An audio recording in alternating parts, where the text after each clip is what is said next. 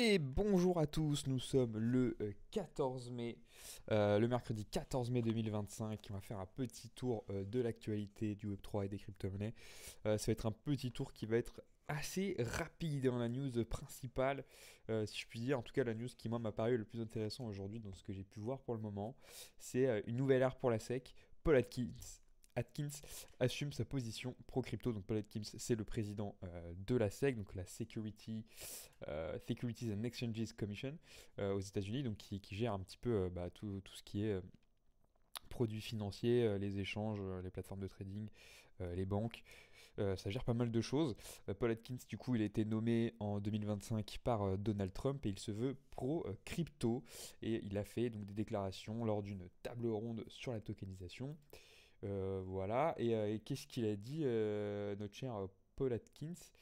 Il a dit qu'il voulait rendre en fait comment dire, il a voulu montrer une ouverture et son optimisme envers les crypto-monnaies et plus particulièrement le Bitcoin. En disant que bon, voilà, c'est une révolution technologique, que ça va bénéficier à beaucoup de gens, qu'il veut que l'Amérique soit la capitale mondiale, enfin les États-Unis soient la capitale mondiale des crypto-monnaies. Bon, c'est cool. C'est cool, on apprécie. Il a notamment supprimé en début d'année le SAP 121. Alors, j'ai pas allé dans les détails du SAP 121 parce que j'en suis bien incapable, mais pour la faire courte, toutes les entreprises, les banques qui devaient gérer les fonds de crypto-monnaie de leurs clients devaient les rentrer dans leurs passifs, dans leurs comptes passifs, ce qui est un peu particulier. Donc, il est revenu par exemple sur cette réglementation.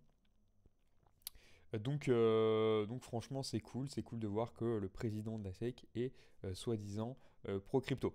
Ça, ce sont ses déclarations, mais c'est à mitiger, parce que dans le même temps, en fait, qu'est-ce qui se passe? Donc je vais vous montrer un deuxième article. Des ETF sur Solana, Litecoin et Dogecoin encore reportés par le régulateur de la SEC. Oh Oh Oh Ah, il est ouvert à la tokenisation, il est ouvert aux crypto-monnaies, mais en même temps, les ETF, eh ben, il met du temps à les accepter. Vous pouvez trouver cet article, et bien sûr, ce sera en description sur Journal du Coin ou sur The Block. Bon, bah voilà. Voilà, il y a pas mal d'entreprises qui proposent des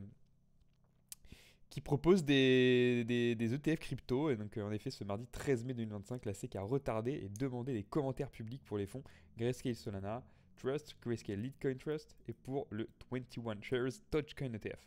Alors, bon, après, c'est des choses qui peuvent être un peu comprises, hein. Les ETF, c'est quand même un produit qui est un peu particulier. Donc, en fait, voilà, je comprends aussi qu'ils mettent un peu de temps à accorder des ETF sur ce genre de coin. On n'est pas, on n'est pas sur un ETF comme pour le Bitcoin qui est bon, être rentable et puis qui est vraiment bien indexé au Bitcoin. Je pense que déjà, le l'ETF, quand on a vu un petit peu le TF Ethereum arriver, bon, bah forcément, ça a peut-être mis un petit peu un froid parce que bon, il n'y a pas eu beaucoup d'impact sur l'Ether. Et puis il y avait plus ou moins déjà des entreprises comme Grayscale qui proposaient des choses et donc du coup, ça n'a pas tant parlé que ça. Donc voilà.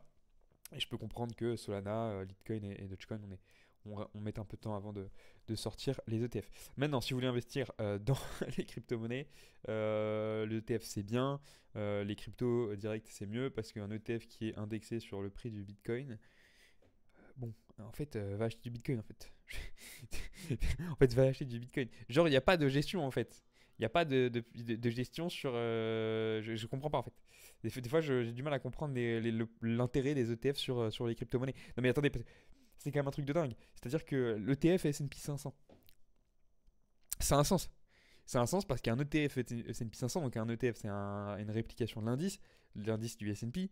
Bah oui, ok, c'est l'intérêt. Parce que d'acheter toutes les boîtes du S&P 500, il faut que tu en achètes 500, il faut que tu achètes au moins une action des 500 entreprises, donc ça te fait 500 actions. Bon, c'est cher, c'est très cher, c'est très très cher. Voilà, là tu peux répliquer plus facilement. Comme un ETF sur le Nasdaq, comme un ETF sur l'Eurostox, comme un ETF sur le CAC 40. Un ETF sur le Bitcoin, bon, sachant que le Bitcoin, t'es pas obligé d'acheter un Bitcoin à chaque fois que tu veux acheter des fractions de Bitcoin dès le départ. Bon, c'est juste que t'as la flemme d'avoir un wallet en fait. T'as la flemme de stocker les mots en fait. La passe-phrase. C'est tout. C'est ça le problème. C'est ça le problème. Donc, si jamais vous êtes déçu de ne pas avoir l'ETF Dogecoin de Bitwise et de XRP de Franklin Templeton, et ben achetez directement du Dogecoin en fait. J'aime beaucoup Bitwise, hein, mais achetez directement du Bitcoin. Hein. Voilà. Je pense que c'est plus simple en fait. C'est plus simple, vous prendrez moins la tête et c'est pas très grave en fait. C'est pas très grave. Voilà, voilà, vous faites votre. Après, voilà, peut-être que vous voulez faire plusieurs wallets, ok, bon, mais bon, voilà, voilà, bon, ça sert à rien. Voilà, donc les articles sont à retrouver, Journal du Coin et The Block qui parlent à peu près de la même chose. Et la dernière petite news, voilà, ça parle encore de tokenisation. Lighterland va lancer un token d'investissement gouvernemental dans les 2 mois. C'est super, le G-Token. Le G-Token pour, en fait. Pour lever de l'argent. En fait, ils font ça pour lever de l'argent, ils font ça pour attirer l'épargne populaire. Est-ce que dans l'idée c'est... Bah non, du coup c'est pas exactement pareil que l'adoption par exemple du Bitcoin qu'on a pu avoir dans le Salvador, mais j'ai l'impression que voilà, c'est pour attirer les gens dans l'investissement. Si j'ai bien compris, c'est donc elle va appeler à la création d'un stablecoin adossé à des obligations d'État. Est-ce que ça va être ça? On ne sait pas. En fait, on ne sait pas ce que ça va être réellement. Mais ils vont encadrer la chose, donc ils vont créer leur coin, ils vont s'occuper un petit peu des exchanges, tout ça. Donc ça me semble plutôt ok. Et j'imagine que s'ils veulent chercher de l'investissement, ils vont chercher l'investissement donc des gens de leur pays et un investissement plus populaire, même s'ils ouvrent la porte en fait à l'investissement institutionnel. Mais aussi pourquoi pas des investissements étrangers de gens qui veulent juste faire peut-être de la spéculation. Je sais pas. Je sais pas. Honnêtement, j'ai du mal à comprendre un petit peu cette décision pour l'instant de la Thaïlande, mais c'est toujours cool de voir que certains pays essayent de sauter le pas. C'est toujours très intéressant.